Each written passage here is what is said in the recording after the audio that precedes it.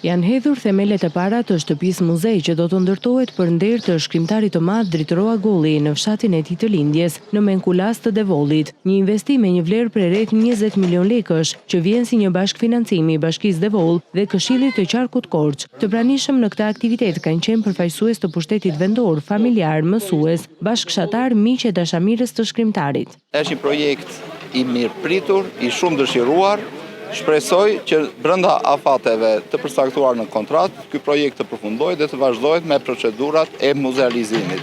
Kjo vepër nuk do jetë vetëm për Devollin, do jetë një vepër që na përfaqësojnë në arenën kombëtare dhe ndërkombëtare, pasi ai nuk është vetëm poeti i Devollit, është poet i Shqipërisë dhe ndërkombëtar, pasi veprat e tij janë kthyer pothuajse në shumë gjuhë të botës. Të afërm të poetit shprehen të kënaqur për nisjen e punimeve dhe thonë se e prisnin këtë moment prej vitesh, pasi dritoroi e meriton të kujtohet e nderohet në vendlindjen e tij. Më tepër me rëndësi është këtu në Devoll sa është në Tiranë, sepse natyrisht dritoroi ka lind me Menkulas, nuk ka lind në Tiranë. Dhe ka edhe poezinë e famshme që kudo që do ikë do ngelem Devolli që e gata. Kështu që për mua kjo është jashtëzakonisht e rëndësishme shumë.